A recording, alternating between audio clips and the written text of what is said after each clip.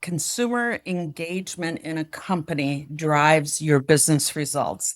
And we, being new leaders on the team, really felt that if we could bring our teams together, building a really strong culture as the foundation, we could start to grow top line and sales and profitability. So we had a vision that united as one team, we could drive success for World Kitchen. Well, Well, Kris, and there, let me, go ahead, Mark.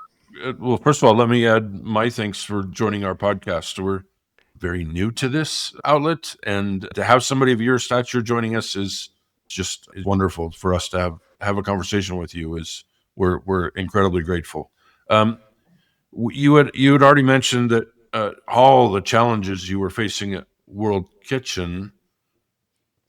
What was it like when you first said, "Okay, well, we know there's a direct link between employee engagement and success, and I believe that it goes one step beyond that. That we have to change the culture so people are actually engaged, which is a much different approach than many executives take, where now we become manipulative or we try to have faux employee engagement instead of genuine engagement, instead of two-way communication.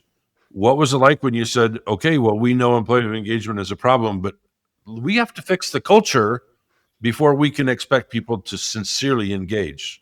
We faced a lot of different points of view. There were people on the executive committee who didn't believe at all in doing culture activities. They thought it was a waste of money and a waste of time.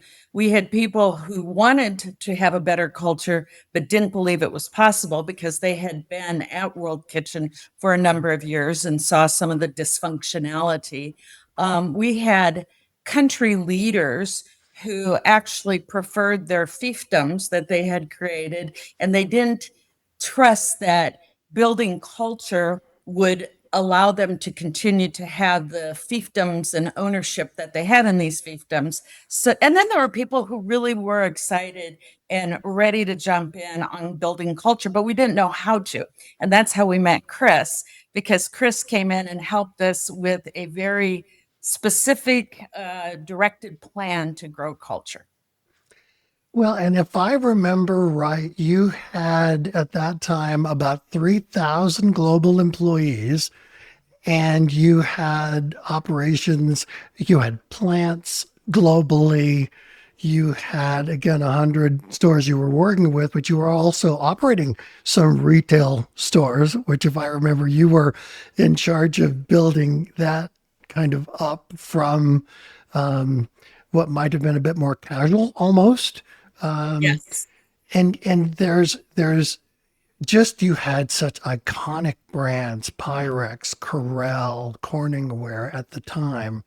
And so what is interesting is that you all seem to have a challenge across the leadership team to say, no, this is important. No, this is going to help us.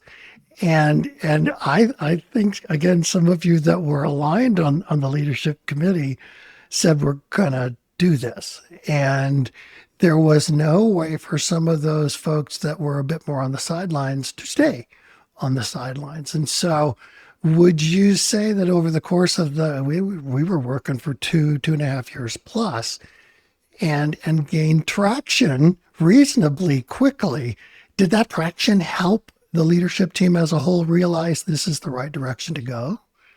Absolutely. I mean, the punchline in all of this is we ended up having a successful sale of the business about 6 years after we did all the cultural training. And not only were engagement scores up 45% versus where they had been before we started the culture training, we also had clipped along with a 5-year growth rate on both top line and profitability that was meaningful, that set us up for a good sale.